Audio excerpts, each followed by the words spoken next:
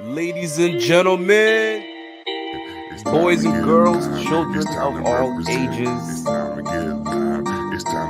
the Buffalo Fanatics proudly brings to you. Oh, I don't want to do my wrestling bang, but y'all know what it is.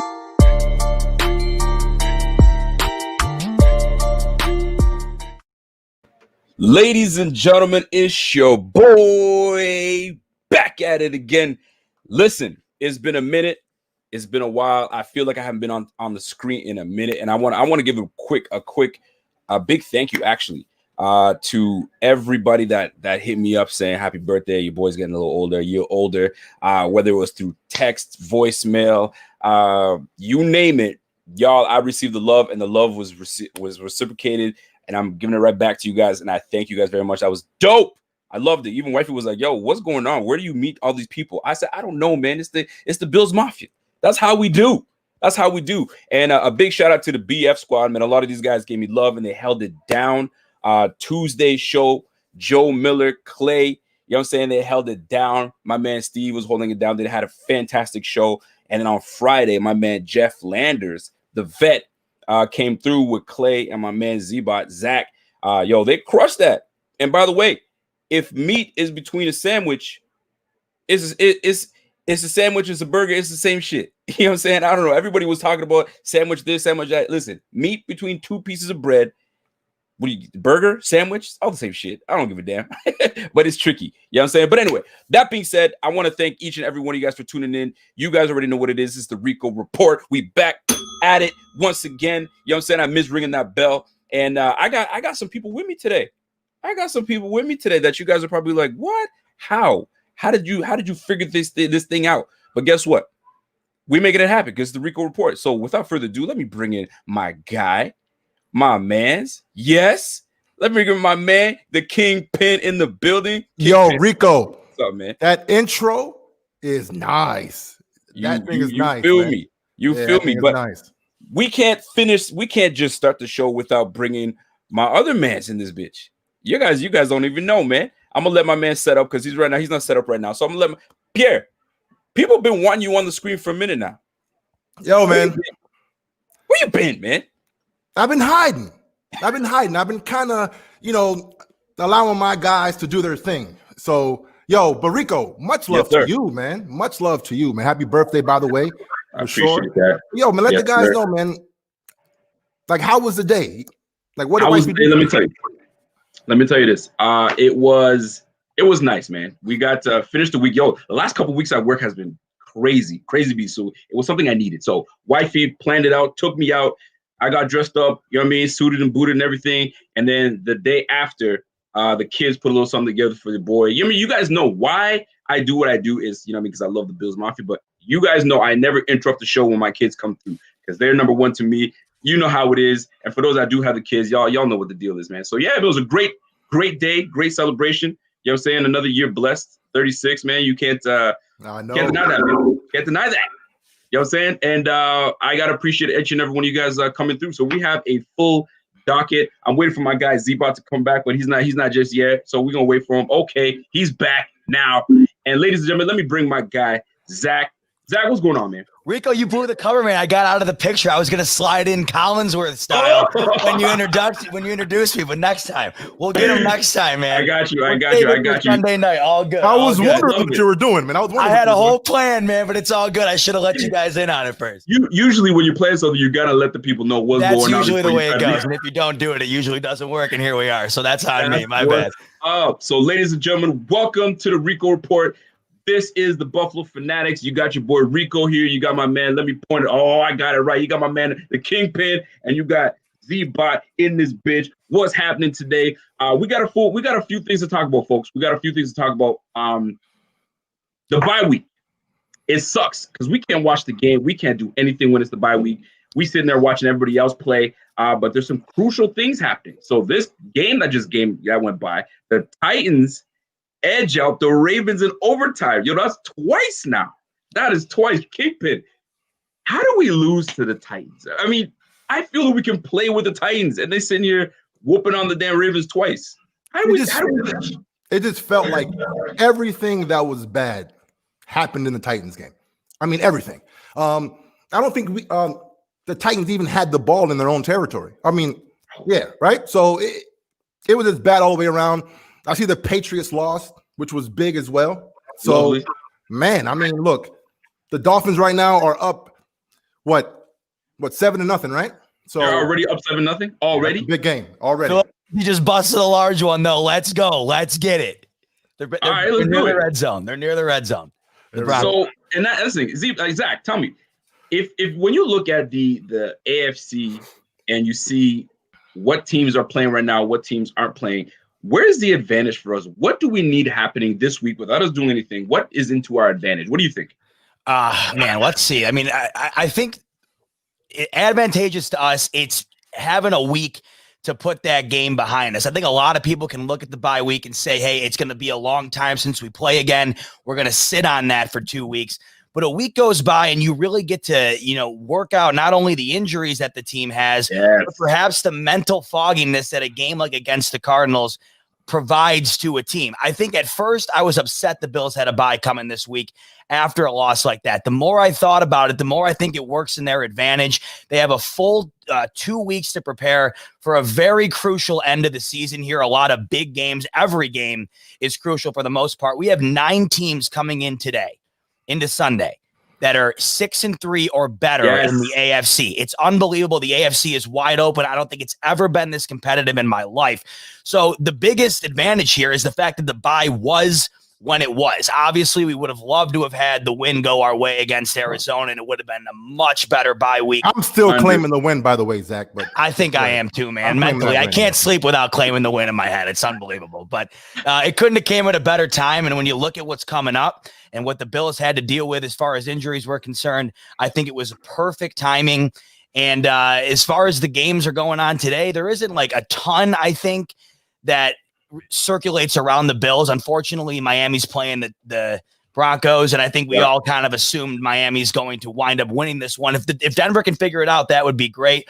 But it is nice on a Sunday to just kind of be able to kick back, watch some football without pacing back and forth and wondering if what's gonna happen. You know what I mean? I do enjoy the bye weeks for that reason alone. And absolutely, because you mentioned something about good timing. And speaking of good timing, I'm gonna go show some love to my guy Brian Bowers with great timing. He says, "Yo, this is lit. Rico, Kingpin, and Z-Bot. Good stuff, Z-Bot. You know me on Twitter as Brian Anthony. Keep up the great content, my G. Let me tell you something, man. Brian Bowers, I appreciate you. Yeah. Brian is the man. And I gotta. Sometimes you gotta give flowers, right? This what do you prefer, Z-Bot, Zach? What do you want? All right, so man, to sum a lifelong story up, okay?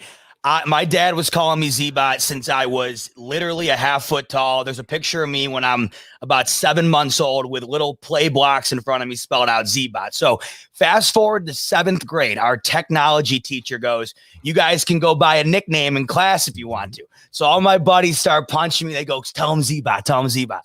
I told him Z-Bot. It has now been, I think, 15 years since then. Dude. I don't think anybody in my life has called me Zach since then. My girlfriend of 5 years has never called me Zach. There's not a single close friend of mine that calls me Zach. My girlfriend's family, I don't even think knows my real name. So Z-Bot is usually what I run by. Is the name. Man. No, yeah, man. Yo, for sure. I guess that's the name for real. So is it just, do they call you Z-Bot or Bot or Z or what is it? There's a million of them. So it's Z-Bot, Bot, Booter. There's a million different variations of it. All my different friends have different ones. But the main reason it stuck, my best friend from home, Nels, his nickname was Nels, but his real name's Christian. We went to college together and we roomed together. And we had a conversation. We said, are we going to go to college and go by our real name? Or are we going to be those guys who go by the nickname and see what happens? We decided to go by the nickname. Not a single person in college my entire 4 years ever knew what my real name was. So, dude, I'm like halfway through my 20s at this point, and no one even calls me by my real name. So it's a weird reality. But hey, Zach, but real quick, you actually, I think you had a positive thing happen to you, right? Because I remember when you were first with us, like last year or something. The whole thing was, what's up with this guy's voice? And now, right? Yeah, man. Dude, that was when I first kicked off with you guys. I remember you and I talked about it, but I think you kind of felt bad for me because the first thing, like right off the bat, man, and the Bills were terrible when I first started. So I think everybody was just like pissed to begin with because all the content was like, should the Bills tank type of deal. I remember making like a video talking about like the Bills tanking or whatever. But every comment was like, dude, this guy smokes 60 packs of cigs a day. This guy sounds like he needs reconstructive surgery on his lungs. I'm like, dude, I've never smoked a cig in my day, man. It's just hereditary. I guess my dad sounds the exact same. So listen, yo, whatever the good Lord gave you, you work with it. That's what I'm saying, man. I use it to my advantage. If you hear me out of a million people, you know it's me. So I guess I'll take that for good or for worse. Let me tell you something. If Mr. Bruce Nolan can actually and do everything he does and just puts up a picture and he gets a pass, right? And he's loving it. Salute to you, exactly. Salute. And he says, surely someone has told you Z-Bot sounds like Sal Capaccio. You got a bit of Sal in you, or Sal has a bit. He sounded like you. Actually, I'm saying like that. Sal's been copying me for a while now. I've been meaning to call him out on it, but no, Sal does have a distinct voice. He's another guy. Like if you're listening to the radio and you hear his voice, like you immediately know it's Sal without question. So no question. Cool thing, I guess. Like it makes you a little different, even though some people clearly want to start funding my reconstructive throat surgery for whatever. We're going to leave it just the way it is. But my man Scott Van Loo, shout out to my guy Scott, says, I got a question for the both of you. Miami is playing today against Denver. Their quarterback, Locke, really can't hack it, and he can't even get off his own 20-yard line. He threw an interception on his first possession. Sometimes, let me tell you something. I gotta combat that. Who was it? Who's that reporter from the Denver area? Albright? I think his name is Albright. Albright mentioned something today, or he's mentioned something today. You guys have to have patience in a guy by like Drew Lock. The same way, you know what I'm saying, people have patience in Josh Allen, because everybody was saying Josh Allen's not that guy. He's too raw. Year 3, he's in contention for MVP talks. So he's saying, everybody chill out on Drew Lock. So give him some time. But some people are like, but hold on a second. You were trashing Josh Allen year 1. All of a sudden, you like give him some patience. He's like, listen, you could be very harsh and critical on a quarterback, but year 3 is year 3. He's improved vastly, and he's making a lot of people apologize. So Drew Lock has the tools. You just got to give him some time, and he's got to figure things out. Because in my opinion, I feel like Denver is very similar to what the Bills have, right? Very similar. Back in the making, solid two running backs that really haven't really kind of punched it in, and a decent receiving core when they're all healthy. So, and the defense is pretty solid. So very similar in nature. Just got to give the quarterback time, because once he puts it together, Denver Broncos are going to be a problem, man. My man. I think you said it best, though. I think you said it best when you said that. I'm hearing a little echo too, Rico. I don't know if it's on. All right, let me fix it. But the thing about Locke is that he has all the talent in the world. I mean, he has a strong arm. He has the intangibles, and he's been suffering, through injuries a lot lately. So, and the Broncos themselves, they lost Von Miller. They lost some injuries as well. So I really like Drew Lock. I think he has all the intangibles, of course. So it's time to see what happens. It's time to see what happens. But this is not about the Drew Lock show. This is the Buffalo Bills, and we're here to talk about the Bills. So let's talk about what's going on in the AFC right now. So I don't know if you guys saw it, but Joe Burrow was looking quite promising. Like, he looks like he's going to be a guy that's going to be in this league for a long time, but he took a vicious hit today. It was an awkward hit that made him land a little weird. I don't know what the outcome is, but he's definitely out for the season. How? That's yeah, but is he though? Is he? Because we're not quite sure what he tweeted it. He tweeted it. Oh, wow. Okay. He's like, y'all not gonna get rid of me that easy. I'm gonna see you guys next year. So he's done. So maybe it's an ACL. I don't know, but he was holding on to that knee. Man, shout out to Burrow, because Burrow was looking as confident as ever. Even when the team wasn't, winning. But in that tough AFC North, it's kind of hard. But that's gotta be demoralizing. Could you imagine? I'm not saying it, but if a quarterback of that nature takes a hit when your team is surging, and could be on its way, and then that thing happens, that kind of blows. Let's talk about this though. New England. I need y'all opinion on this. Kingpin, I'm gonna start with you, man. Can New England recover from this? And I'm not talking about this year. I'm talking about, can they recover and get back into the AFC graces by revamping, or is this going to be the time where New England takes its time to now develop? You're going to be in the basement for a couple years now. What do you think? We were in the basement for how long, Zach? Because you're a little younger than me. So let me check my birth certificate real quick. Back then, that's how long. Right? So. We were in a funk for a very long time, and we all know why. It was because we didn't have that franchise guy. right? Not having a franchise quarterback is big. I understand, Bill Belichick is a, quote unquote, defensive genius, but it's not looking like he's doing, that well without Tom Brady. Like people wanted to harp on that one season with Matt Castle, but without having that franchise guy, it's very, very difficult if at the very least have, consistent, success. So I think they're done, man. And now, are they just done for I think this they're done year? for a while. No, I think they're done for a while. Yeah, for sure. Yeah. Z-Bot, I think their time is done. Yep. Well, as of right now, prior to today, well, actually, as of right now, the Pats would pick 12th. And I mean, like, you look at Belichick, who he's terrible in the draft. That's the nice thing. So I agree with Pierre, because Belichick, as well as they've done, and not well, as amazing as they have done over 2 decades, they can't draft. They are so bad at drafting offensive talent. And Belichick is still the GM of New England. And as we've seen, there has never been a head coach GM combo that really works and clicks perfectly. Belichick is an unbelievable coach, the best of all time, not so much a GM. They are in a situation now they have never been under his tenure. And this is a completely different situation for Belichick. So we don't know if it's going to be tried and true Bill Belichick going forward. He has to now rebuild a team, something that he has not had to do since literally the year 1999. I mean, that's what we're talking about here. It's incredible the length in which they've been able to extend this dynasty. We'll never see anything like it again. The fact that they have to rebuild in the draft should terrify Pats fans, and it should make us really excited. But right now, I look at their draft pick. They picked 12th. Everybody's talking about Fields. Everybody's talking about Trevor Lawrence. Well, what about the kid from BYU? What about Kyle Trask from Florida? Does Belichick find a way to grab one of those guys in, early on in the draft and develop one of those guys into the next big thing? Or what I'm hearing, which would be unbelievable, does Belichick go back out to spite the original scenario of getting rid of Jimmy Garoppolo, taking him back from San Francisco and starting him in New England, proving Robert Kraft and Tom Brady wrong and running it with Jimmy G? I could see it happening, and it would be classic Patriots and New England. But I want to agree with Pierre and think that due to the fact that New England is terrible at drafting and due to the fact that they are worse this year than anybody could have saw coming, they're going to be in the basement for a long time. In the words, like it's just so hard getting a quarterback, right? It's just so hard. So it's, knowing how hard it is, I just don't see them just boom, they got one and then they're off to the races. Right. In the words of Kevin Garnett, anything is possible, because it is true. Anything that you can see shaping up. I mean, look at the Niners. Niners are kind of like in disarray, but they're depleted by injury, which happens. But Garoppolo going back to New England, I don't know if the cards are playing that right. And here's another thing too.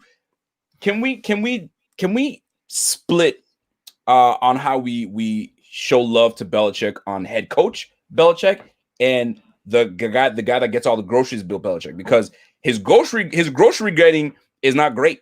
You know what I'm saying? He's putting together a roster and he's blaming it on, what do you want me to do? I don't have any money. You make it work. You make it try to happen. And right now, I don't think you gave your quarterback enough. You got him on the low, but you're not giving him enough to work with it. So I really hope that he bungles this really bad and he's in the basement for a long time, so he feels the pain that the Bills have been feeling for so damn long. And go ahead. No, because I was going to add on to that, right? Okay, I'm going to ask a question to you guys. Hold on. Before you do, I got to give a shout out to my guy, Joe Gatowski. He says, just subscribe, watching from Papa, Hungary. Wow, USAF active duty military. Keep up the good work, guys. I feel at home listening to you guys. I appreciate that. Salute to you. You need to get great, that, man. Oh my God. Yeah. I appreciate that. That's love, man. I hope I didn't get your hold on. I gotta get Sergio I gotta get my guy Sergio Chavez in this bitch. Watching these three Kings on the Buffalo last weekend, I agree. Any is done for a while. They will be in a QB purgatory for a while. I really hope so. Man. So go ahead. But how many years do Patriots fans have to, latch onto the legacy, right? Because I'm in Washington town, right?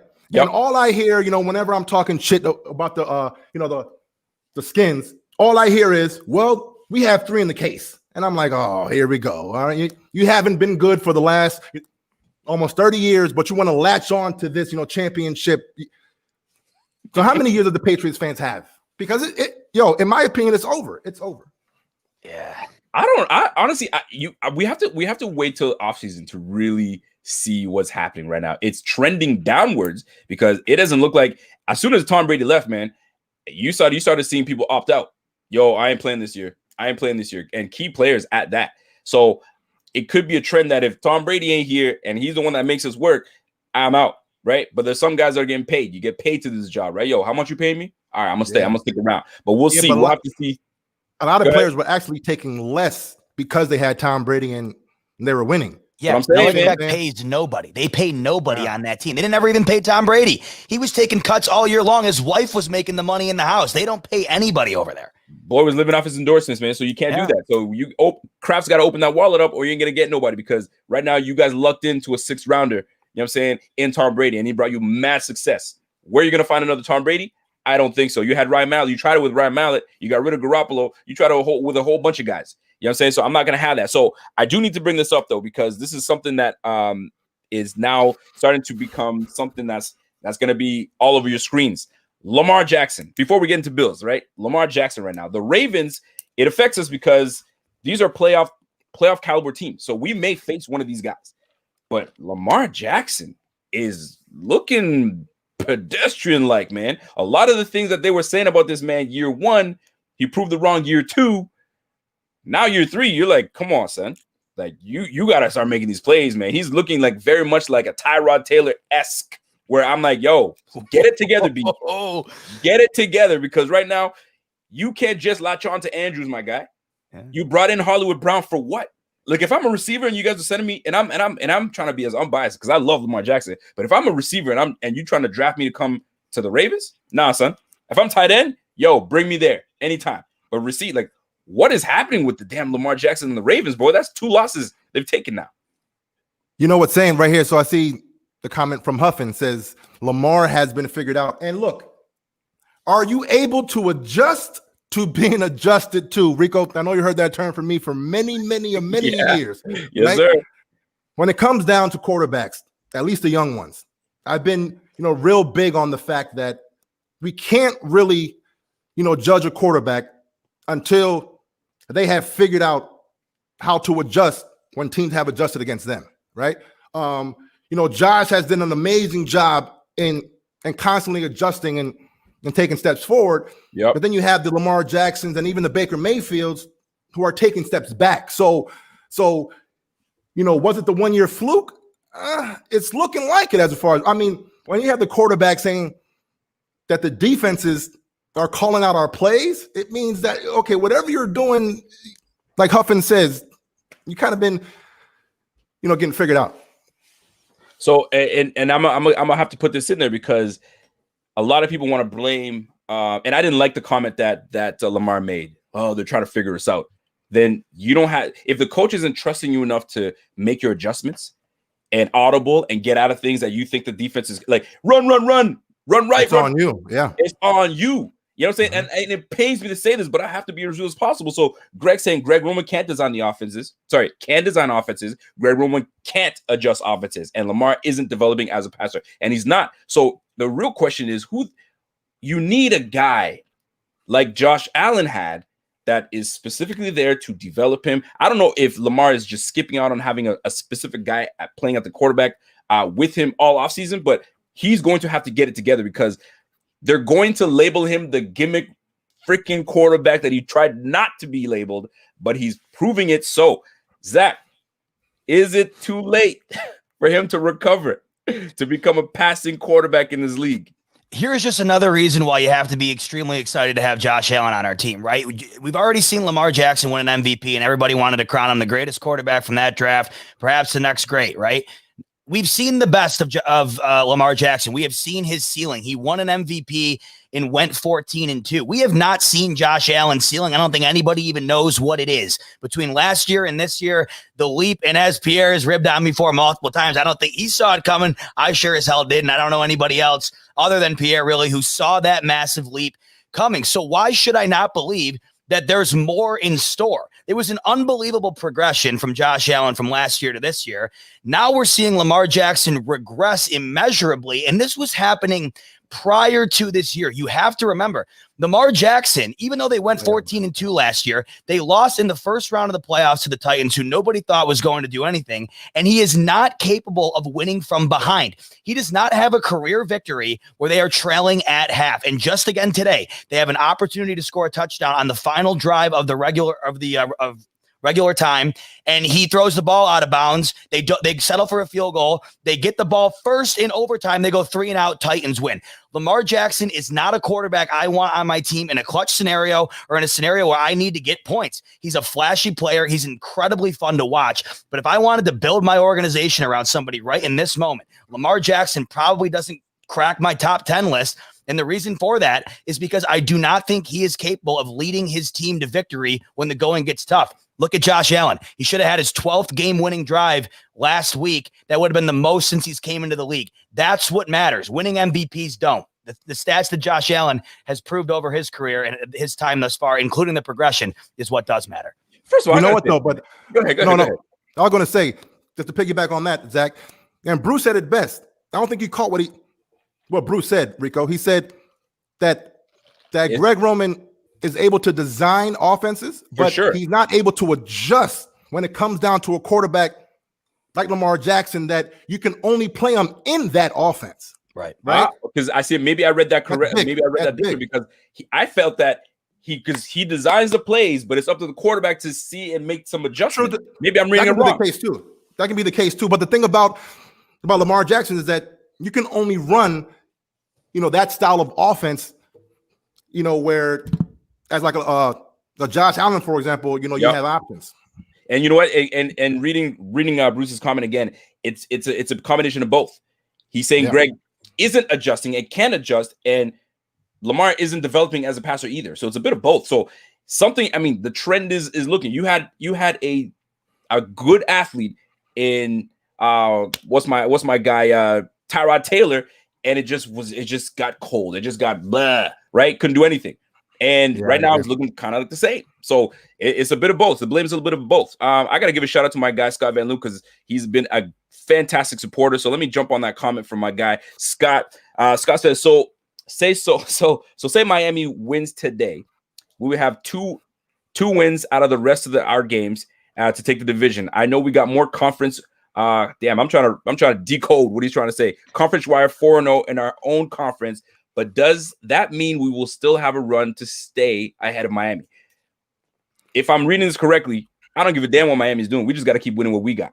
Screw them. That's what I look at. I don't give a damn what Miami's doing. Now, I don't disrespect Miami because I have been hearing too much slander on Miami, like Miami ain't shit. And I hate to be that guy, but Bills fans need to have some respect for Miami because we played a very different Miami team week 2, 3, right? They are a very different team now. They are surging defensively. So and we know, I think Kevin said it best. He's like, you guys are shitting on my Miami team, but Miami team is really constructed like your 17 Bills team, running on the backs of the defense. The defense is what kept us in all games. You feel me? So but look, go ahead. Nah. You're not fighting that. Yeah, Miami has to prove that they can beat us because we've been mopping Miami every time we play them. So I'm not going to give Miami, too much crap. I see what you're saying, though. Yeah. We can't sleep on them, but I'm still snoozing. You know what I don't understand? Why is everybody so quick all of a sudden to just crown them the AFC East champs? I'm watching the pregame today on CBS. Everybody but Bill Cowher doing their predictions for the playoffs has Miami winning the East. Do they not realize that Josh Allen has not lost to them and his career stats are unbelievably better than every other one of his games against the Dolphins? I don't know what they're seeing, and everybody wants to keep saying the Dolphins schedule the rest of the way is so much easier than the Bills. It really isn't. It's pretty dead even. They each have one really massive game against a top-tier opponent. The Dolphins play the Chiefs. The Bills play the Steelers. But if you look at that schedule, really try and argue to me how much easier it is for the Dolphins than it is for the Bills. I don't know. And the Bills already have a half-game lead, and they play them again week 17. I just don't understand why all of a sudden Last year, everybody wanted to say they were tanking. Now all of a sudden, everybody wants to say they're best team in the league. Let's not talk too much on the Dolphins because we're going to talk about the schedule and we're going to get into that. I promise you that. Shout out to my guy Brian Bauer says, man, I've been saying this since last year. Dude can't throw outside the numbers, so he will be ineffective long-term in the NFL. The Bills defense exposed Lamar last year. He hasn't been the same. I think everybody knows Lamar's game. You just got to be confident in who is on your defensive personnel to take away the outside. You know what I'm saying? If you have some weak corners, he'll take advantage of it. But if you have some half decent corners that can lock down their opponents, you pretty much, I don't know what it is, Rico, out, but you limited Lamar. Yeah, no. You remember a few years ago when we had Tyrod, and I forget, I want to say it was the Chargers. And I remember this, and I'll never forget this. When they asked the defensive player, hey, man, what was the game plan against Tyrod? Remember what the guy said? We had a long conversation. He said, look, we wanted to have Tyrod play quarterback. Just have him play quarterback. That's right. And I'm like, wow, man, that's big. And when it comes down to a Lamar Jackson, for example, it's the same thing.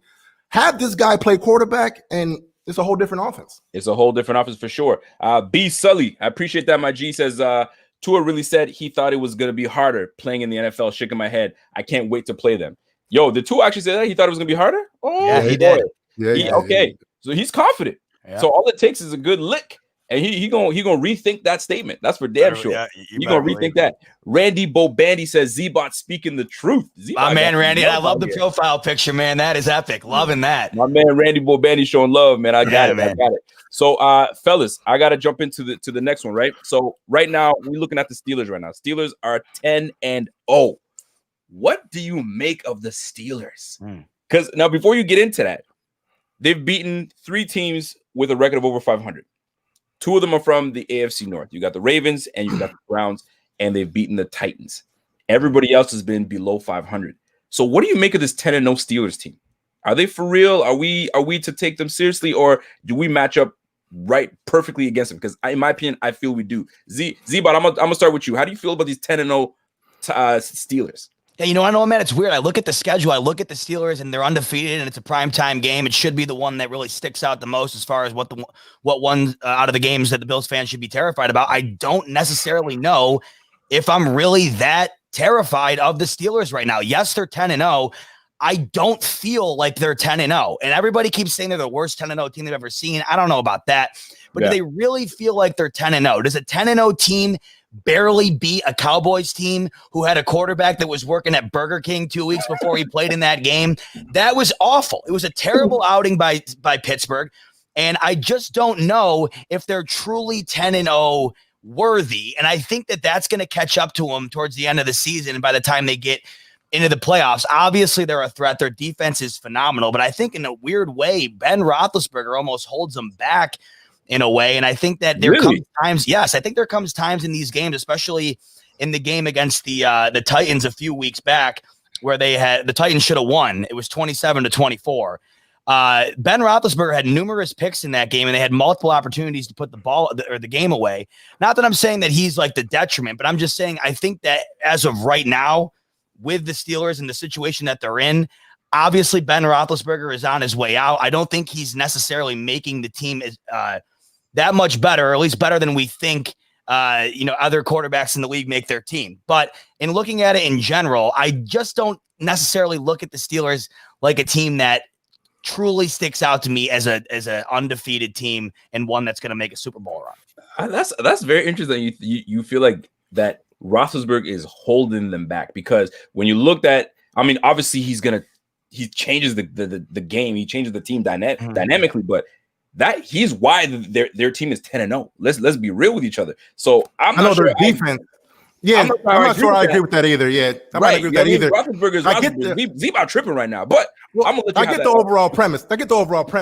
I get it. The thing with that defense is playing like the 2019 Bills defense, where that defense is they can disguise their coverage extremely well. And with Big Ben being the vet, MVP-ish, for his entire career somewhat. But look, it comes down to how the balls bounce, man. I mean, we're like a Justin Zimmer, fumble in the KC game, and the Kyler Murray, Hail Mary from being 9-1. So it's just, I hear you, man. Yo, how the ball bounce, man.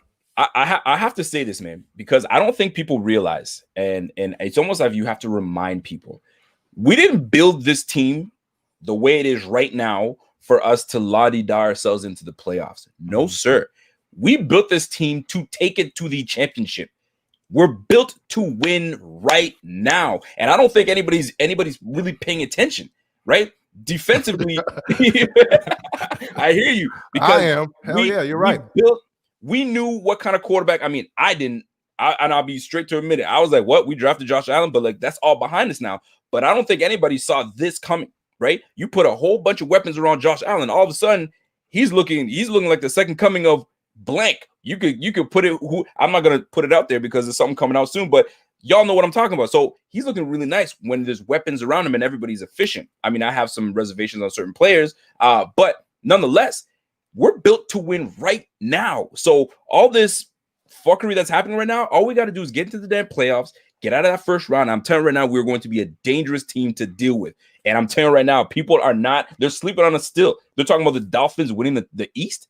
And we didn't go 4-0 to start the season. You know what I'm saying? Go 2-2 in the second and go up against guys. We're what, 4 games of teams that are over 500 and we beat them? Come on, man. They still sleeping on us. But like I always say, and like we always say, it is Buffalo versus everybody, man. That shit don't stop, man. The thing is, though, before you go to that super chat, you thought I was doing that. Yeah, I know. I saw you. But look, to go back to Z-Bot, as far as, how they're winning games. Look, the good teams, they find ways to win, right? And it looks like the Bills this year, even in the close games, the Rams game was huge because the momentum was completely shifted, and Josh Allen in the offense, they found a way. Even the Cardinals game, we had a 5-drive stretch where, we weren't making things happen, and then we found a way, right? So the good teams do that. I feel you. And by the way, shout out to each and every one of you guys tuned in. We are here on the Rico Report. I'm joined by my guy, the Kingpin, Pierre the Kingpin. You know what I mean? The big boss. And I got my man, Zach Z-Bot. You know what I'm saying? He's like a gem that everybody known he's been here, but he's now starting to show his face now. People are like, yo, who the Z-Bot at? Yeah, that's what's up. That's my guy, Z-Bot. I got to hit my guy, John DeMarchi.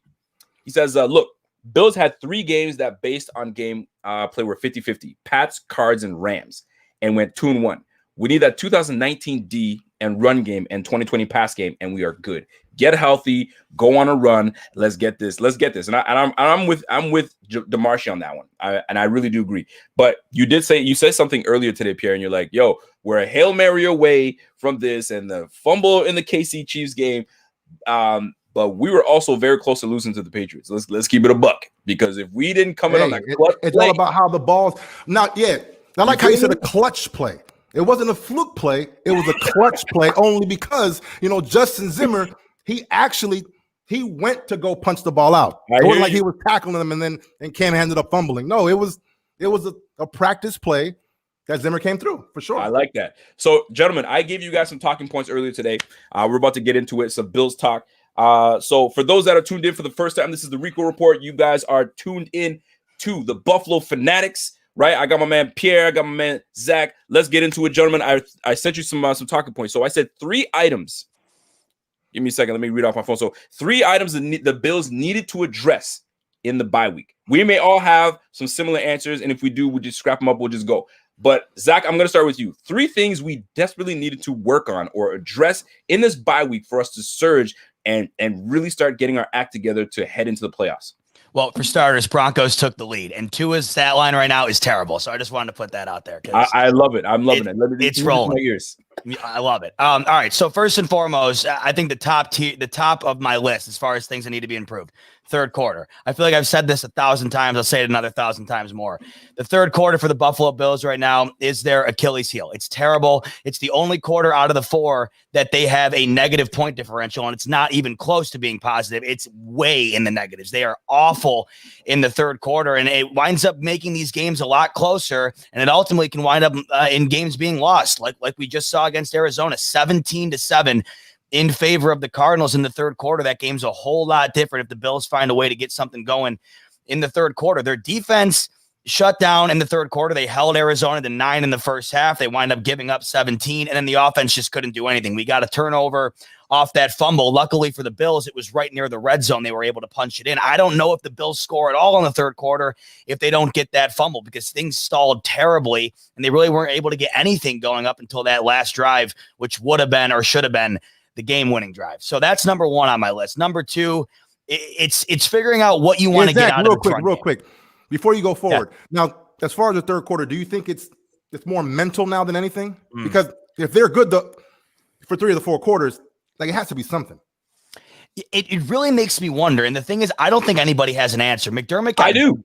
Oh, you do? I do have the answer. Here's the thing, and I because it was part of, we might as well dive into it, because that was part of my my 3 things that we need to work on. 2 things that we are not doing. We are not matching intensity. We come out still with a pillow by our heads with our jammies on. Get your jammies off and let's get to playing, right? There's no intensity. We don't match the intensity. Secondly, we still haven't learned how to play with the lead. That's a big issue. We don't know how to adjust, right? We're up. We're like, okay, so I guess we just continue to do what we're doing. Guess what? We have an opponent that's trying to decipher how they're going to adjust and try to get back into the game.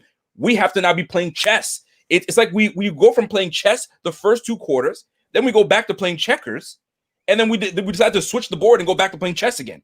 We need to get it together and play chess all game long, because we're in the NFL. Learn to play with intensity and learn to know that these guys are going to adjust. So now think ahead. What do you think they're going to do? And when did they do that? They did that against Seattle, and it worked to perfection. That was the first game I've seen out of the Bills in a long time. It was a complete game. And the reason it was, they didn't shy away from what was working. They knew how bad Seattle's secondary was.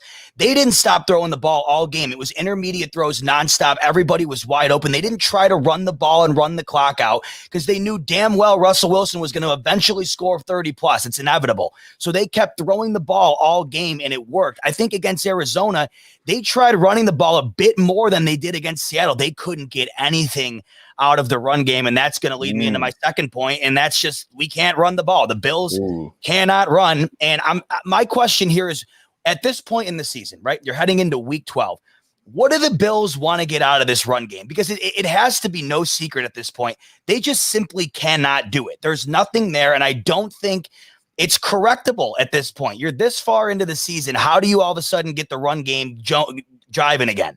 But the reason you have to keep running is because the play action game for Josh Allen and the Bills offense is the best in the league. So I understand trying to establish the run. But what really gets me upset when watching these Bills every Sunday, it's when they're trying to run the ball on 1st and 2nd and long.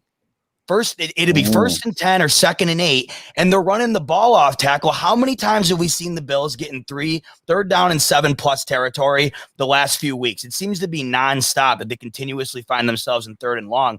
I think the reason for that is because they're wasting downs on early downs, and that's just due to the run game. I don't think it's correctable, and obviously there's a ton of issues on the offensive line, and that leads into those problems with the run game. But for me personally, I just want to see the run game almost non-existent until it absolutely needs to be ran. If the Bills can continue to throw the ball, perfect example is the Seattle game. If they can just throw the ball nonstop, and if they can continuously try to find ways to get running plays going, whether it be Allen on a design run, because there's been almost more games than not this season where Allen's the leading rusher on the team. So it works, and you see it work with Kyler Murray last week. I mean, these teams are capable of doing this stuff. But the Bills' run game is so poor. It's 29th in the league, I believe. But their passing game is next level elite. I just really want to see that be the focal point and really try to avoid the run game almost entirely, as insane as it sounds. That is absolutely insane. But I'll rebuttal that afterwards. Pierre, you want to jump in on that?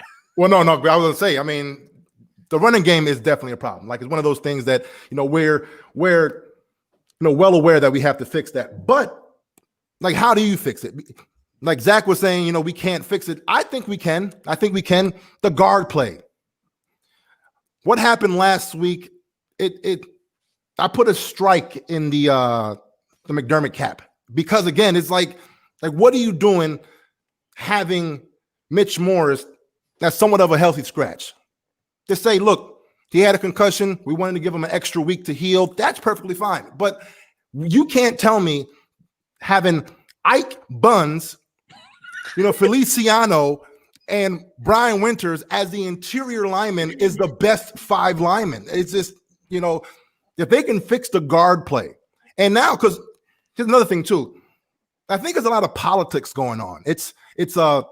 I want my guy to shine, right? They asked, Sean McDermott, I forget who it was in one of the press conferences, and it was a game against Seattle where we had a whole bunch of linemen, drop off the field, right?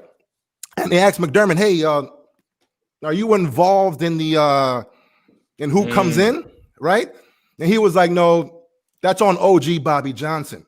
So in my mind, I'm like, wait a minute. Is Bobby Johnson trying to force feed, Brian Winters because that's probably his guy, or Ike Buttercup because that's his guy, and he wants to prove that, these are the guys? Or it's like, they have proved that they're just not it. So, yeah. I will add to that because could there be internal politics? I mean, I don't know. Is Brian Winters the Peterman of the offensive line where he practices really well and like, all right, well, he practiced really well, so let's put him in the game, right? I know that my man Steve mentions that they refuse to put in. I mean, that's a stop, but they refuse to put in Ryan Bates, Ty Nseke in because that's their only swing tackle. So if he gets hurt, then we're out of it. So we need to maintain his healthiness, and his knees just can't probably take it on. So there's a lot of things that we could say, but here's my take. What the percentage of times that we're in shotgun? 70%, 75%, sometimes even higher, right? You're limited on what you can run out of shotgun. That's number one, right? So we run shotgun all the time, or we're in gun or whatever the case is, and then all of a sudden we go under center. Chances are we're running the damn ball. So we're a little predictive when that's in place. Secondly, when's the last time you saw a toss sweep? Have you seen a toss sweep this year yet? I haven't. I don't think I've seen one, right? Yeah, there is no creativity with the run. There really isn't. Listen, jet sweeps don't count as a freaking toss sweep. I'm sorry. I can't stand that play, although it works sometimes, but I can't stand that play. And it feels like Dable, and this is the masking part, it feels as though he's been, instead of running the ball because he knows we can't run the ball effectively, he'll rather take a screen. That's just as good as a run, so we might as well do the screen because that's what's been effective.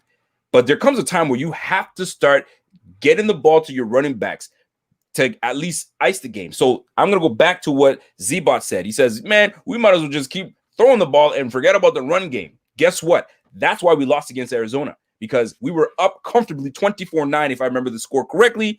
And because we couldn't establish a goddamn run game, we allowed Arizona to get back in the game. If we could establish a damn run game, or at least a couple first downs here and there, I don't need y'all to bust out for 100 yards. But if we could have controlled it some way, we win that game. But because we couldn't run the game, we couldn't run that ball, we lost that game. Yes, on a freaking Hail Mary or Murray, what the fuck, what do y'all want to call it? But we lost that game because we couldn't establish a run. We need to establish this run. I hope we did, or we addressed it, because we're going to see a very more balanced Bills team. We can't just have it off kilter like that. That's just my opinion. Did you want to add your third point, Zach? Well, I just want to go back to your point right there. So I understand. You're saying establish the run. We should have established the run. We should. Nobody would love to establish the run more than me, but they just can't do it. That's the problem. So we're this far into the season. The reason I said what I said is I have to wonder when you get to the 12th week of the year and it has not been fixed. Is it capable of being fixed? That's the question I ask myself. So it's too late. I think it might be too late. That's where I'm at with it. I think it gets addressed in the offseason. Okay. I just think that, like last week, when Josh Allen's your leading rusher with 38 yards, that isn't intentional. That's just because they're incapable of doing anything else when it comes to that run game. And I don't necessarily think it's on Singletary, because look at the year he had last year. We know that they are capable of doing it. I also like what I've seen out of Zach Moss, especially in the red zone. I think that there's flashes of really good play there. But what do we all keep coming back to here, all three of us? It's the offensive line play and the inconsistency. You got Mitch Morse being benched for God knows what reason on a healthy scratch. And I agree with you guys. I think that there is some politics there, else why the hell would Brian Winters be starting? I don't think that there's any other reason other than the fact that there's somebody within the organization who just wants him out there. So there's a lot of things going on in that department, and that's why I think as much as I am in agreement with you in wanting to establish it, because how much better would the offense be if they even had a mediocre run game? True, yeah. Imagine if their run game was even ranked like 15th, 16th. You know what I mean? But I think the reason that they do try to continue to run is because Josh Allen is number 1 in the league on play action. So, but I think you want to know what's as good as a run, and this is going to be my third point. Yep. Cole Beasley. 15 targets a game minimum, for the love of God. I want to see that the rest of the year. The guy's unbelievable in the slot. Is there any wide receiver more underrated in the league, especially at the position he plays in the slot, than Cole Beasley, man? He might be the best. Zach, you deserve this. You deserve that, because Cole Beasley is very underrated and he's not being used enough. He isn't, but look what they did against Arizona. They targeted him nonstop. He caught almost every ball that came his way, and he would have been the reason the Bills would have won had they have capitalized at the end there and stopped the Hail Mary. Cole Beasley, man, I think a 3-4 yard in route to Cole Beasley is just as good as handing the ball to Singletary for 2 yards. I like to see them getting him more involved, and it's so easy to do it. Everybody's occupied with Stephon Diggs, number 1 wide receiver in the NFL. Don't forget it. And then John Brown, number 2, and he's filled that role perfectly, man. Cole Beasley, dude, just throw him the ball. I love Cole Beasley. I love everything that he's been able to do. They're not letting him do enough. Exactly what you just said, Rico. That's my third point. Feed Cole Beasley the rest of the season. It worked. I like it a lot because and I love what you just said there, because it made me. That's why I mentioned it's like, because they know they can't run the ball, they feel like a screenplay is just as good as a 2 or 3 yard gain. Maybe that screen turns into 60. Same for Cole Beasley. That little out route, that little zig, that little zag. You know what I'm saying? He'll get that. So yes, I love that point. Kingpin, 3 things the team needed to address. If Zach already hit it, perfect. If not, if you need to hit us something that we don't know, let us know. Well, Zach definitely hit on 2 of those, but let me add one more real quick. Yes, sir. We need to figure out what we're doing in the tight end room. We need more production out of the tight ends. And Zach, I feel extremely disappointed. Jeff, huge fan of Jeff. Jeff Landers, by the way, he did a bang-up job on Friday. Yes, he did. Bang-up job. But before you get into your point, go ahead. Pull out King. He says, I just want to see some counter draws, some stretches, toss, not just a power, do something creative, and the runs give our RBs a chance. I'm with you. Hey, pull out King. I'm with you. Go ahead, Pete. But, Jeff had a prime opportunity to have a fire segment, but he missed the boat. Now, when they were talking about Dawson Knox, Jeff said, hey, we got to give him more time.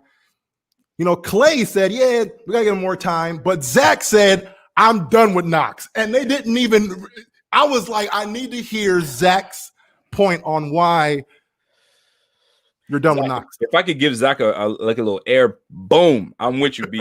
Let him have it.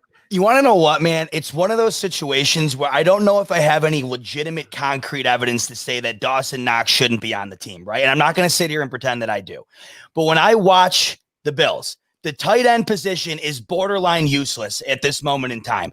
Do I really think that Dawson Knox, who has been more of a detriment to this team this year than he has been any sort of positive, do I see that all of a sudden going away next year and him being this intricate part in the offense? I don't. But the problem that I have in general is that look at all the teams in the NFL with really good tight ends. Their offense is that much better than the next offense. It takes your offense to a whole other stratosphere. And I just don't know in watching Dawson Knox if that's ever going to be him. And do I sit here right now and think, man, like I have all this evidence to just crap on Dawson Knox? No, I definitely don't. But it's just one of those gut feelings, man. When you watch the Bills and you have these weird feelings, just like the other day, like when that game just isn't over, man. It's 30 seconds left. You just know that game isn't over. Watching, I thought it was over, by the way, but go ahead. I'm so jealous. I need to be in your head during these games because, dude, you have the most positive mindset. But when I watch these games with Dawson Knox, I just can't help but wonder. One, do you ever hear his name during the game unless he gets a flag called on him? It's almost like he's not even on the field. I just don't think it's ever going to be Dawson Knox's job to lose going forward. And I think it's a position that the Bills should really stress on going out and addressing in the offseason, simply due to the fact that my gut feeling tells me Dawson Knox is just not going to be the answer. I'm gonna have you go ahead, Rico, but it has to be in his head by now because like he has all the talent in the world. Yeah, I mean, like it has to. It has to. But it is a lot of mental stuff with him. You're right. Yeah, I mean, because having him be on the jugs machine the entire offseason and still struggle with the same thing, it's kind of like, okay. Now, even going back to college, you kind of have to ask yourself, why wasn't he more involved in college either? And it could just be a thing, like Rico said on his last show, like it's clear now that Josh Allen, he doesn't trust him. He just doesn't trust him. But go ahead, Rico, go ahead. What I was gonna say is that I normally don't use the bell for good talking points, but I gotta give Zach another bell because he's nailing it. That's 2 bells you get. And that's my last name, man. My last name's Bell. So like, what do you know, man? Here we are. That's true. Let's go. Z Bot to Z Bell. That's what you get. Bell. Biggity Ring bing. it up, baby. Ring it up. Big biggity Z Bot bing. All right, check this out though. When it comes to my 3 points, you nailed it on run game. Obviously, we all agree that the run game, something needs to give and something needs to happen with the run game. I think they're going to address it. I know Coach McDermott he's adamant. He knows something's got to give, right? That's number 1. Number 2, we already know. We talked about the third quarter woes. I limited my points. We don't match the intensity of the other team, and we're playing checkers and chess at the same time. Let's pick a game and let's stick to it, right? We've been doing pretty well this season. Let's stick to the damn game.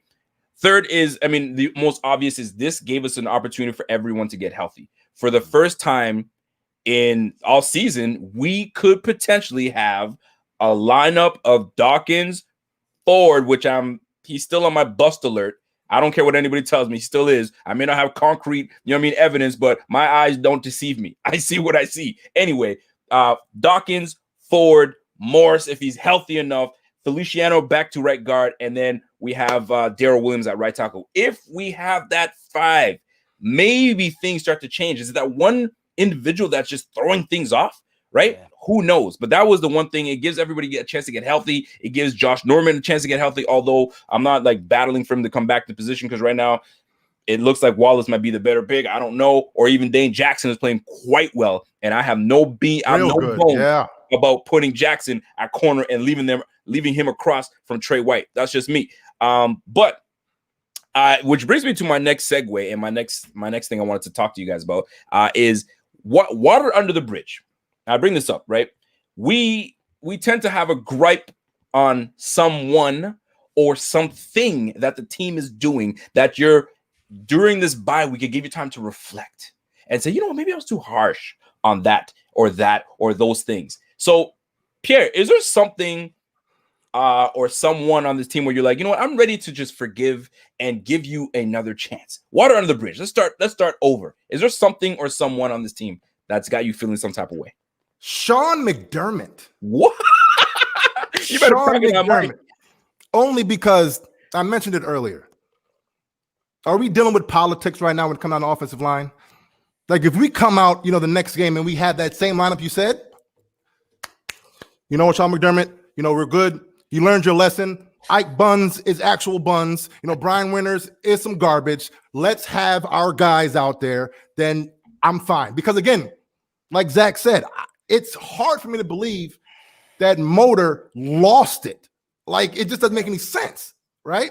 So it has to be the poor play of the guards. So if McDermott can come back and say, all right, the experiment didn't work, here's the actual line, then we should be good to go.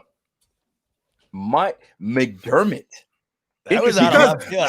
That was out of left field. But only because the thing with McDermott, real quick, Rico, is that he's been known for being, stubborn when it comes down to, his guys. Like, for example, Milano didn't play until week 8 of his rookie season because, right. McDermott just wanted to, coddle him a little bit more. It's the same thing. It's like he's dead set on his idea, and sometimes the meticulous nature, it tends to be a little too much. I'm not mad. I'm not mad at that at all. I love the fire from McDermott. Listen, I'm not mad at that at all. Yes, I love that fire too. That was nice. I'm not mad at your McDermott part because there are some things that McDermott will do and say, and they don't match up. I like continuity. I want to keep things, but then you shuffle in the damn O-line, right? Let's experiment mid-season in this and try this and put your right guard, which was playing right tackle, to left guard. What? right? Now, maybe they did that off season and they weren't really telling anybody because obviously we weren't allowed to, like people weren't allowed to cover and say who's playing where. I get that part, but I'm not mad at that because it's we're coming into November, December. This is where football really counts. So we're about to find out what McDermott is made of and how he can rally his troops, you know what I'm saying, and get these things going. Z-Bot, water under the bridge, someone or something. Right. I'm knocking on wood. You see this? I'm not jinxing it. I was way too damn hard on the defense, like beyond what anybody else was saying. I literally had just had it. Then they go out and have their two best games against probably the two best offenses that they've played, especially the two best offenses from the NFC that they played. The best game that they had all year was against Seattle, and I think it was the difference. Even though the Bills scored 44 points, who would have thought the Bills' D would have wound up being the difference? 4 turnovers for Russell Wilson. I can't think of any other game that he's had that many turnovers and has played that poorly. Yes, they gave up 30+. Was that not inevitable? The Seahawks have scored 27 or more in every single game they've played this year. They're the only team to do that. So the Bills' D going in, you knew it was going to be high scoring. They forced numerous turnovers. They sacked them like crazy. I thought the Bills' D played fantastic against Seattle, and they brought that same energy into Arizona. They had a bad third quarter. What else is new, right? But they held Arizona to 9 points at half. They forced numerous turnovers in the clutch when we really needed the ball back. The Bills' D stepped up in a way I didn't think that they were capable of. The fourth quarter from the Bills' D against the Cardinals was the reason that the Bills had a chance to win that game. They had numerous stops. They got that unbelievable turnover off a drop from Larry Fitzgerald. He has more tackles in his career than drops. That was unbelievable. They also had that incredible stop on Kyler Murray down near their own end zone. Yep. So the Bills' D in 2 straight games against 2 top-tier NFL offenses balled out and had their best games. So I don't know, Zach. Hold on, Zach. You don't think so? Time out. No, I do agree. Okay. They had the best games of this season, but it was still a poor performance in my opinion. Giving up 30 in general, because last year's team, they're not giving up 30 points. Regardless of, no. It's true. Hold on a second. We didn't have last year's offense. That's true too. That's a big difference. If we're putting up 30 points a game, that's true too. You don't think that our defense is going to hold them to 17? Well, you also got to look around the league. Every team this year, for the most part, other than the Jets and the Jaguars, are scoring 30+. I don't know what's going on, but I'm okay with the Bills. Like Rico just said, it's a good point. We can basically. I don't know if assume is the right word, but we can confidently say the Bills are capable of scoring 30 or more in every game. If the Bills' D is able to keep teams around 30 or less and force turnovers and get sacks and get pressure, they weren't able to get pressure all year. The last 2 weeks, they've been getting a crazy amount of pressure. So there looks like there is a considerable amount of difference. I think they're going to give up points, but I like what I've seen. It's weird because I don't remember if I heard this correctly, but the first 4 weeks of the season, we were one of the most blitzed teams. We were getting after the quarterback. And I don't know if we stopped or we adjusted because the opponents got different, but we need to get back to it. So Ty, so you said the defense. You're ready to say let's it'll be water under the bridge if I see more of what I've saw the last 2 weeks going forward. Absolutely. So let's recap. So my man Pierre says water under the bridge.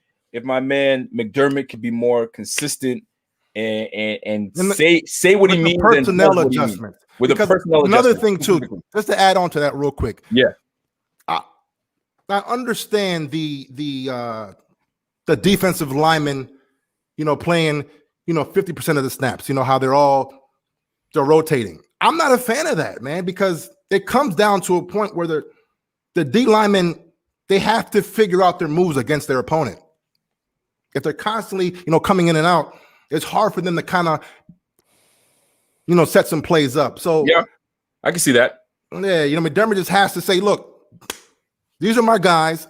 I'm rocking with these guys. I'm done with the experiments. We need to have, some type of continuity, and let's go.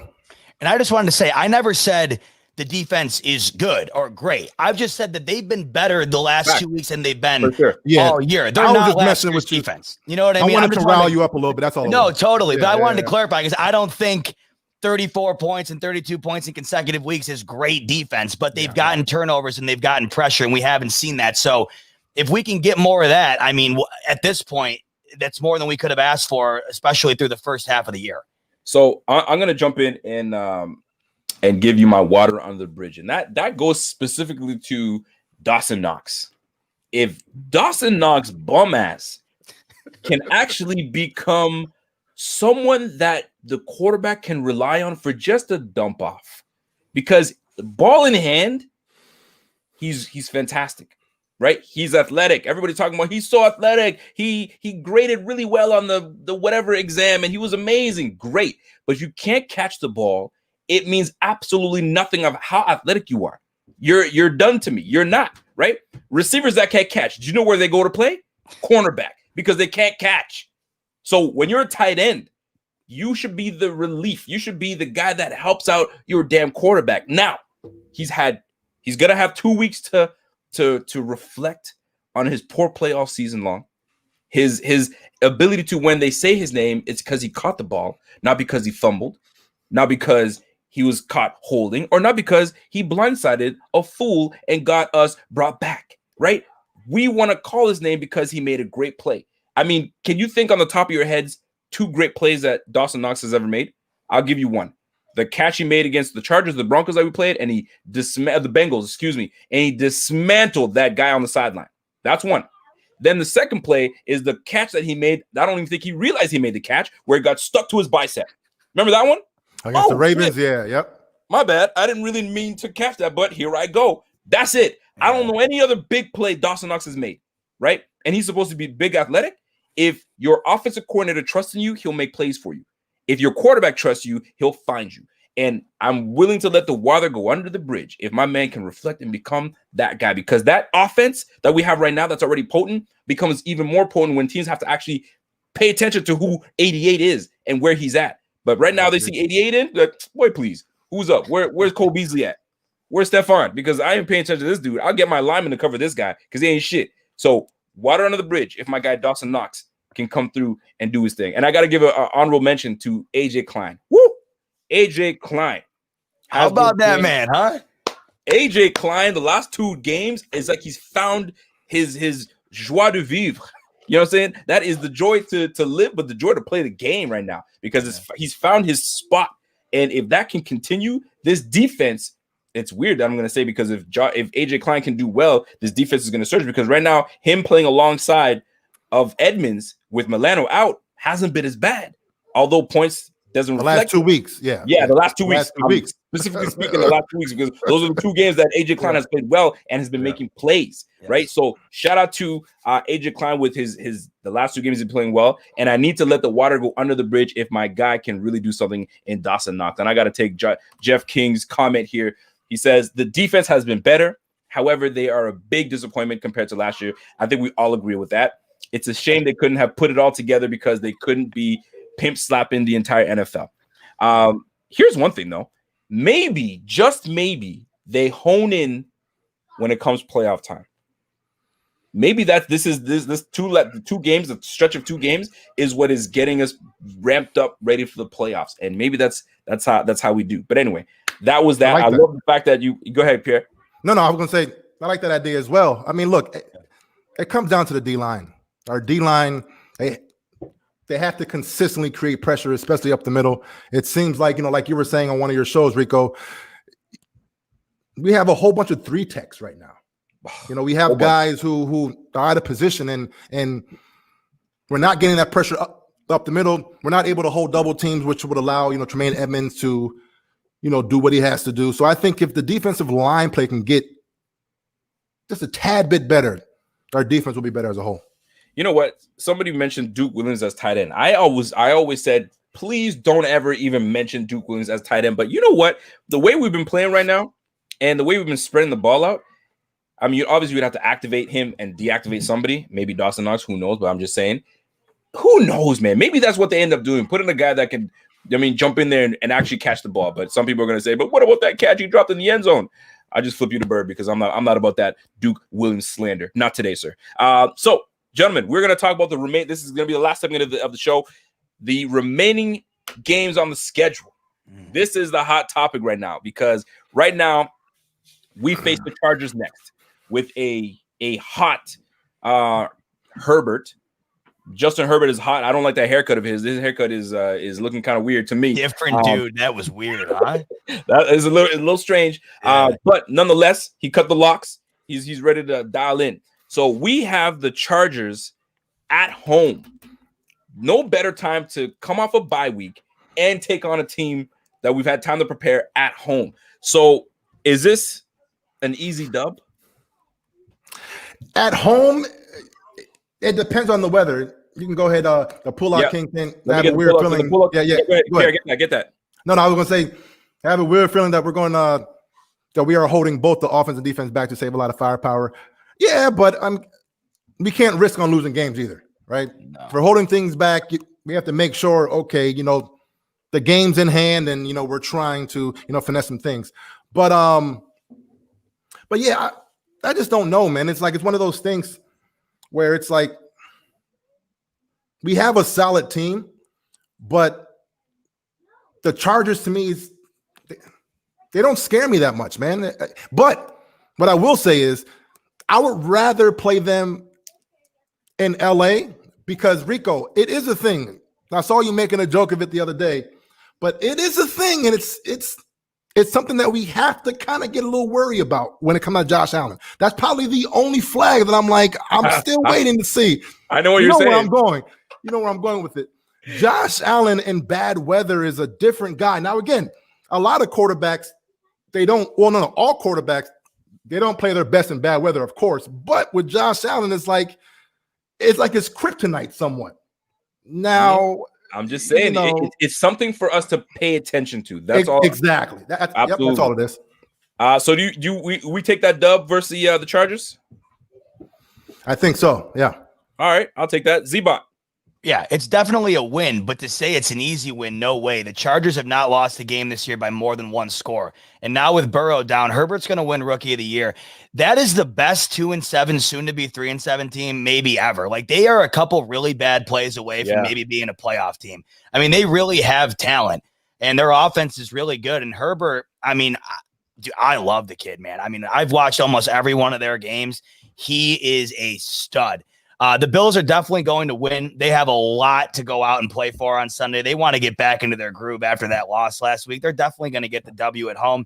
I agree with Pierre in the sense that I don't necessarily get scared by the Chargers, but in looking at that game, I don't think easy win, move on to the next one, because I've seen what they're capable of doing this year. Yeah. In Herbert's first start, they were a 50-plus yard field goal away from the Chiefs and Bucker from winning that game. Right. You're right. So they are very competitive. They're very good. They should have beaten the Raiders last week. They had 2 chances, 2 drop balls. They're a good team with really good offensive talent. The defense is going to have their hands full, but I think the Bills definitely get the W. It should be a really good high-scoring game, I think. I agree, and they're a well-coached team. They are. They're a very well-coached team, and I'm going to give them that because they run the belt. I mean, guys, Kellen Balaj has been, he's been around now a little bit. You know what I'm saying? Went from Miami, then to the Jets, and then I don't know where else, and now he's with the Chargers, and he's actually playing very well for them. And I actually picked him up on fantasy because nobody knew about him, and he's doing quite well. So I will give the W to the Bills. I think coming off a bye, McDermott is also 3-0 coming off of a bye. So he's not trying to lose and go 3-1, right? Especially after a bye and after a disgusting and salty loss for the last time you guys stepped on the field. So I think we take that dub and we go to 8-3. Next, we play the Niners. What are we saying about the Niners? You can go ahead, Zach.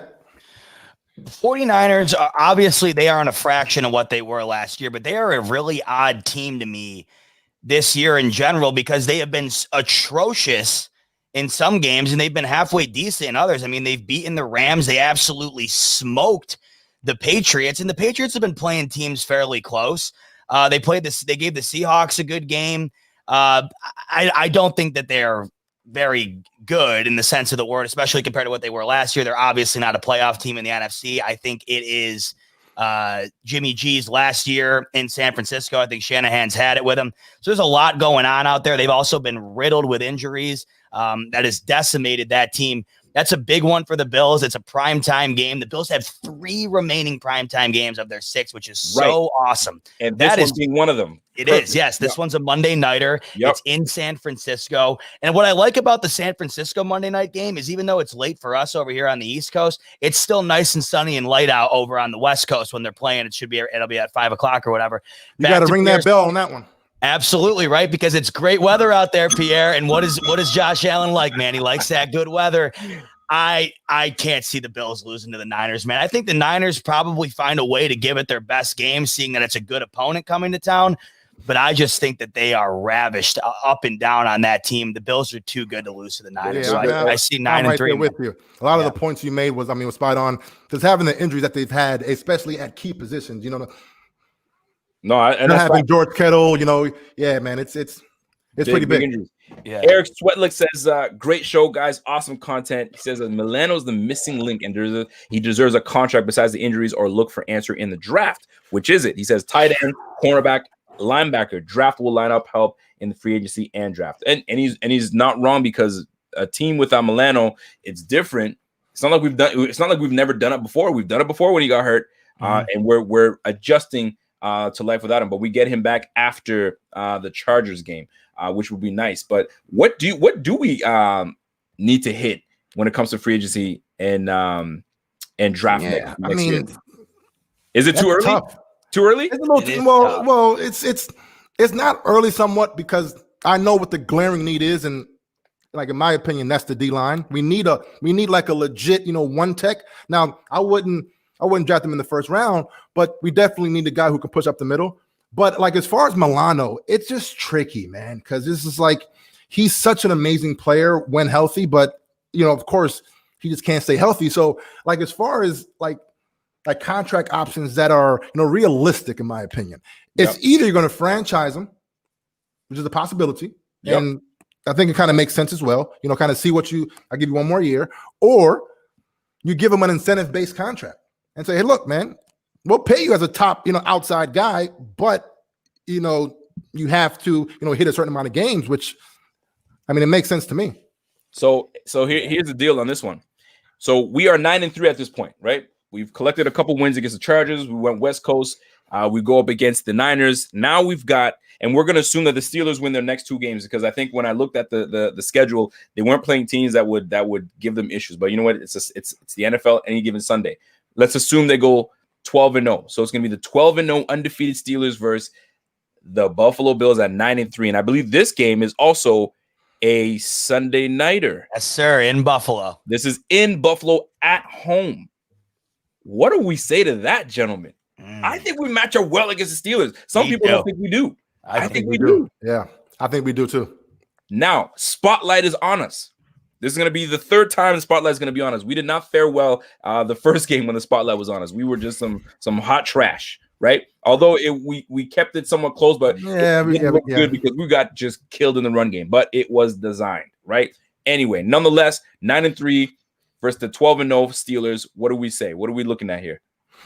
I like that game. The one thing that I remember all throughout the offseason, and it was one of the points out of the many points of why I felt like Josh Allen was going to take that step, was because in practice, we kept on hearing them say that, something has clicked with Josh Allen as far as how he's processing. He's processing extremely fast now. So when I was talking about how the Steelers are real big on disguising, the Bills are known for disguising their defenses. So, Josh Allen is somewhat used to that. Okay. So, let me get a bell for that point, man. That was a pretty right? So I just think that, Josh Allen should be able to dissect the that Steelers defense, Pittsburgh defense, and okay. I'm gonna jump in there before Zach jumped in. I don't think we take this game, and I'll keep it real, man. I just don't think that our run game is gonna be fixed enough to battle against the Benny Snells and the John Connors. Did I say John Connor? Is it John Connor? Wait a minute. Hold on. James Conner. You was already saying for many a times we stopped Derrick Henry to only 50 yards. We stopped all these guys, but now you're saying Let me finish. Benny Snell? Go ahead. Let me finish. I like Benny Snell, first of all, but Benny Snell and James Conner, but that's not why we lose this game, because we won't be able to run the ball like they will on our defense. And that's what's going to hold us back, because it's going to come down to who can run the ball in this game. It really will be, because both teams have good receivers. They both have a great quarterback. And defense right now, the edge is to the Steelers, right? That pass rush is heavy. Watt that boy's a monster. So I think they edge us out in this game. I hope I'm wrong, obviously, but I think we take the loss on national TV to the Steelers. But it's going to come down to if we can run the ball. That's just my opinion. Z-Bot, talk to me. I'm looking at their schedule right now. Bills are by far their toughest game. They got the Ravens this coming week. What are the Ravens anymore? I mean, are they even a threat at this point? I just don't know. The Steelers are a lot better than the Ravens. I think they win on Thursday. Then they got Washington. It's the Bills, but then it's the Bengals, Colts, and Browns. I mean, I just think the Steelers are definitely due to lose at some point. The Bills are probably their toughest opponent. Are they going to waltz into that Bills game thinking they're the cream of the crop? Because at that point, they could very well be 12-0. I just think they got to get knocked off at some point. Why couldn't it be the Bills? I think that the Bills match up with them well. Okay. Everybody says that Josh Allen is a mini Ben Roethlisberger. They'll be drawing that storyline up the whole game. Yeah, I'm sure it'll be a fantastic game. I really think it's going to be a crazy game. To me, I am so torn as to whether or not I give him a W or an L, because I think it's going to be one of those games that it comes down late in the fourth quarter and it goes one of two ways. If it does, I take the Bills. I think that Buffalo with Josh Allen is more clutch in that situation than I think a turnover-prone Ben Roethlisberger would be. I like the Bills in that game. I just think the Steelers are bound to drop one. The Bills will be running in hot into that game. I think I go with the Bills in that situation. I think it's going to be their biggest win of the year, that game. I like it. I like it. You know what? I've heard this too many times. Biggest, and that's not just you. Biggest win of the year, right? We beat the Rams. Biggest win. I know, right? I say it all the time. Win. No, but it's not just you. Everybody's going to say that. Every freaking game is the biggest win for the Bills. Yeah. How about it's going to be the Steelers that's going to play their best team? I mean, in the last few games now, and we're going to find out. But I feel like the edge still goes to the Steelers, but I hope I'm wrong. So I have us at 9-4. After this game, you guys are at 10-4, correct? You're 10-3. Yeah. We're talking about the biggest win real quick, Rico, just before we move on. Go ahead.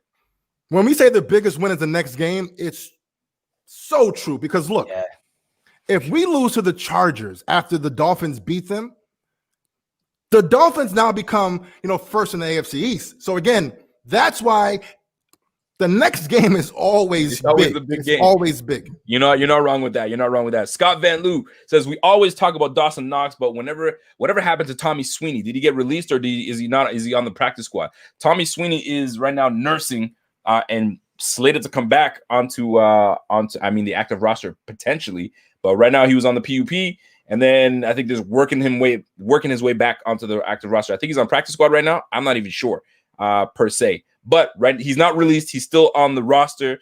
It's just a matter of whether they deactivate my man Dawson Knox and bring him up, or deactivate Lee Smith and bring him up. Who knows how that's going to go? But something's going to give soon, where they're just going to grow tired of Dawson Knox, in my opinion, and they're going to be like, "All right, you out of here, man. We're done with you. We're done with you." Next game on the Bronx is the Broncos. We're going up against the Broncos. Tommy Sweeney, I'm still here, homie. That's funny. So Broncos, are we taking the Broncos? To me, I think that's a dub. No doubt. I think so, yeah. Okay, so we are at 10. For me, 10. I hate this game. I've always hated this game. I've never been a prediction guy. Right? Because it's like, man, if we play at our best, we can beat every damn team. What's that cliche nonsense? But it's true, though. We're supposed to do. We got the win. I mean, it's positivity. It's unbelievable, man. Well, no, it's like a fraction of that. It's like if we're the Jets, for example, it would be, okay, playing at our best, we'll still lose. But, I mean, come on. We're putting up 40 points, right? It's like, check this out. Man.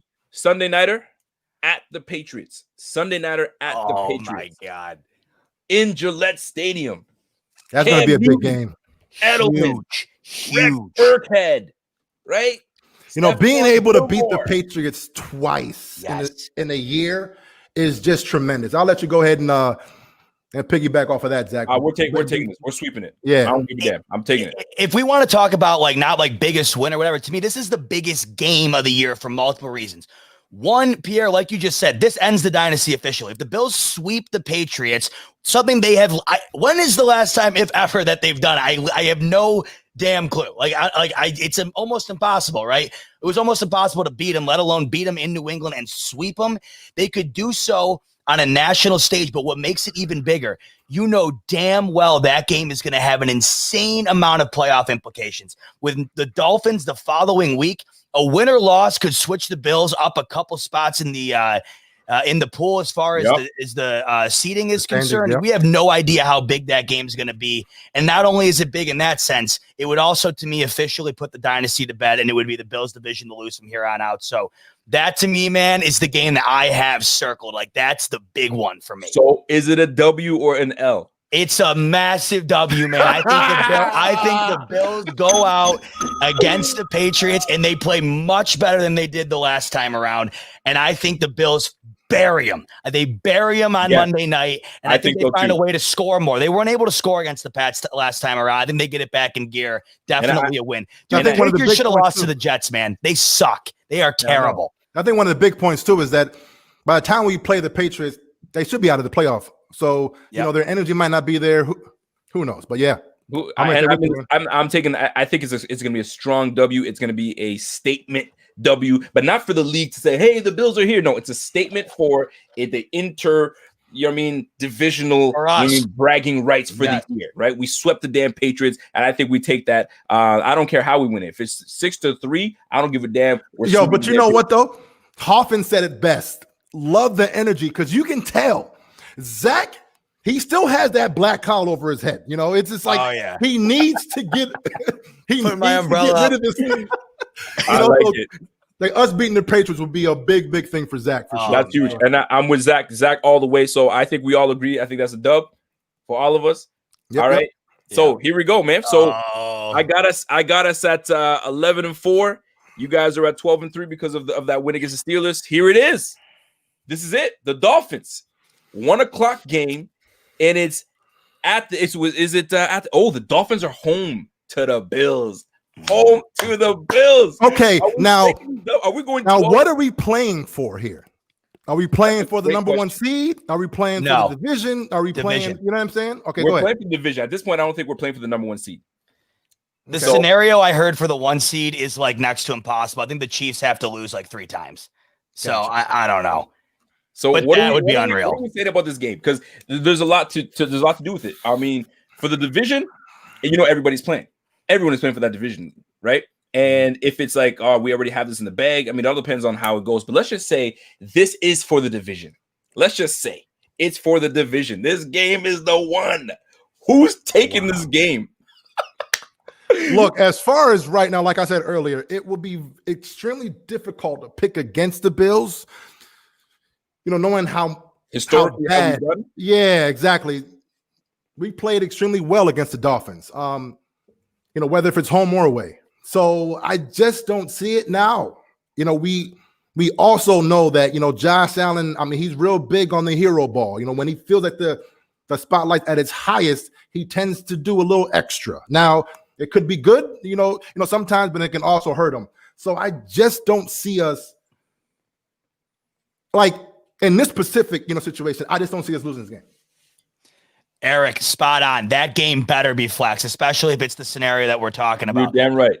Everybody's going to hate me for this, man. I think the Bills lose that game. And the reason I think the Bills lose that game is because it just seems like it would be the most classic Bills thing ever. Don't say it. Don't say it. Listen to this scenario, right? After a year in which Miami is supposed to be tanking, right? And it's finally the Bills division. You can't lose it, whatever, right? They go into Miami but let me explain why I wouldn't hate it at all. At all. They would play Miami the following week. Do you really think the Bills are going to beat the Dolphins 3 times in a year? That's really tough. I got to be honest with you. I wouldn't be like over the moon devastated if the Bills lost week 17, because if that scenario winded up being the case, they would play Miami in the playoffs the next week and they would bury them in the wild card. So okay, here's the question. I was thinking about this last week. Would you rather? This is a humongous hypothetical. Oh, we playing the Would You Rather game? Yeah. I'm in. Right? Roll the dice. Would you rather, win the division and lose in the first round, or not win the division and beat, your first opponent? Oh, dude, it may you can sound shove easy. that division up your ass and Right. kick it out, man. Screw it. Right. I need that playoff like I need a hole. I need oxygen, dude. I need that playoff win. Because we heard a show last week where one of the guys were saying, hey, like if we don't win a division, we have to fire McDermott. I'm like, wait a minute, it's a division. I know it's big, of course it's big, but what's more important is us being in tip-top shape, playing at our highest level in the playoffs. Yeah, period. Totally. So, yeah. Listen, playoff W is why we did what we did this year, why we brought in Stephon Diggs, why we paid Mario Addison all that money, we brought in Vernon Butler, we brought in all these pieces for this freaking year to do what we need to do. So at the end of the day, whether we have to give up that win for the division to get into the playoffs and start doing damage, give me playoff Josh. And that's why I say, give me playoff freaking Josh Norman. Give me playoff freaking Micah Hyde and Jordan Poyer. Give me playoff McDermott. Give me all of that. You know what I don't want is playoff Saran Neal and playoff Matt Milano missing a damn tackle. That's what I don't want. Don't make me think about it. Don't make me think about it. I'm just saying, I think about it and I get excited. But like we all know, is one game at a freaking time, because maybe we're not even talking about this. Maybe Tua takes an L today and that starts to snowball of like, we figured that bitch out. Mm-hmm. We figured them out. Now, as far as Tua, real quick, we're assuming that Tua won't take a step back. Correct. We're assuming. Right? We're assuming, which is a big assumption, because normally teams tend to figure you out a little bit, at least 3 or 4 games in. So I'm not going to put Tua there yet. He needs to again show me that he can adjust, and we'll go from there. And we want to see playoff Cole Beasley, man. Whoa, that's what I'm talking about, man. And I'm really hoping we get to see. And most importantly, playoff freaking Moss, playoff Singletary, because if they can just flip the switch and start seeing things a little more clear and the old line starts to gel, man, we are going to be a freaking problem, man. It's just that we just got to come together. We got the coaching, we've got the pieces together. We just got to put it together, man. So, ladies and gentlemen, this was a solid show. My man P Money decided to come out of retirement, you know what I mean, and show some love. Right. My man Z-Bot is getting a Hollywood star, because my man is getting some love from the people. But you're gonna be seeing a lot of Z-Bot for sure. Dude, I'm ready to roll, man. I have a damn blast. This is so much fun. I love it. So, ladies and gentlemen, folks, what we're trying to do, maybe for Tuesday show or Friday show, I haven't quite decided yet. I have a little time on my hands, so I want to try to get Bing Squad, the Bing Squad. I mean, I'll be sending y'all some messages, but I'm trying to do something special for the Bing Squad. If you guys are trying to figure out how to be part of the Bing Squad, Pierre, how do they join the Bing Squad? It's real simple, man. You go to YouTube and then there should be a join button. If not, you can go to jointhefanatics.com. You should be able to find it there. But again, if you can't find it, you can either shoot us a text at our number, 716-219-0086, or just shoot us a message on Twitter, Facebook. Absolutely. And for those that are wondering about the phone numbers and you guys are like, yo, what is he talking about? The BF Text Club? Like, what is he saying? Is he on crack? Like, what is he talking about? We have the Text Club, and we allow you guys to send us messages, and we reply. Myself or Pierre, we reply directly to you guys. So if you guys are looking for that number, the number is very simple. It's the BF Text Club, 1-716-219-0086. If you guys aren't scared to be on screen, if you guys have a good take and you're like, yo, they never answer me, I hate them, I'm never watching them again, this is your opportunity. Jump back in there. You know what I'm saying? Subscribe, hit that notification bell. You know what I'm saying? If you don't agree with Zach and you think Zach is some trash for saying that he feels that Dawson Knox is no good, and you believe in Dawson Knox and you want to give him all the patience in the world, then come at me. Come at Z-Bot. Come on. We will give you the platform to come at us. So, ladies and gentlemen, that has been our show. I hope you guys enjoyed it.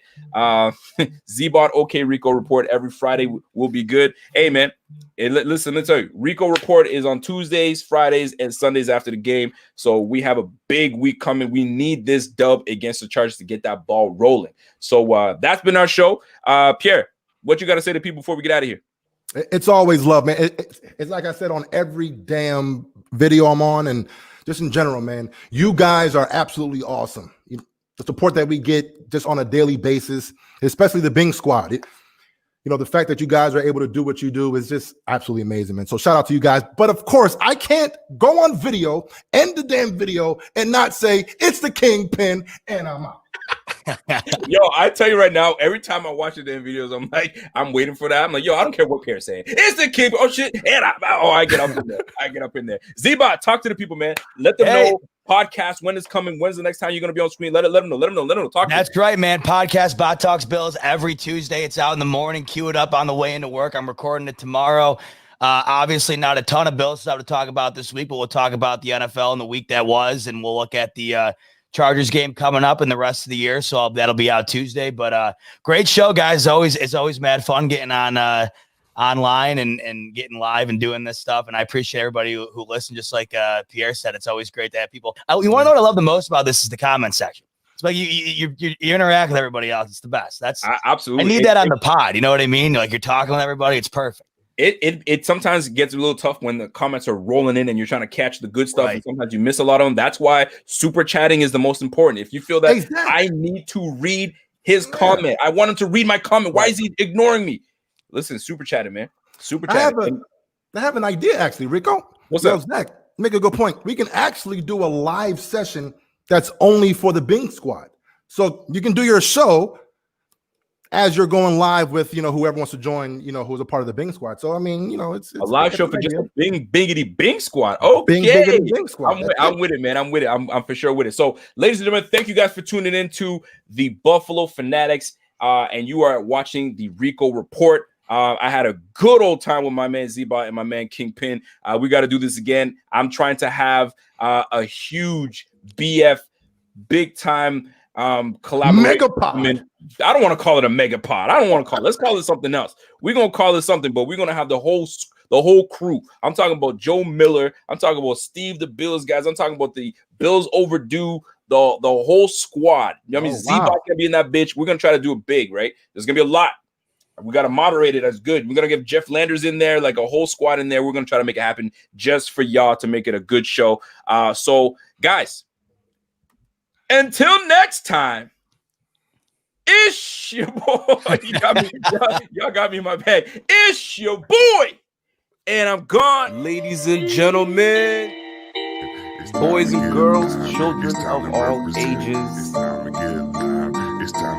the Buffalo Fanatics proudly brings to you. I don't want to get my wrestling bag, but y'all know what it is.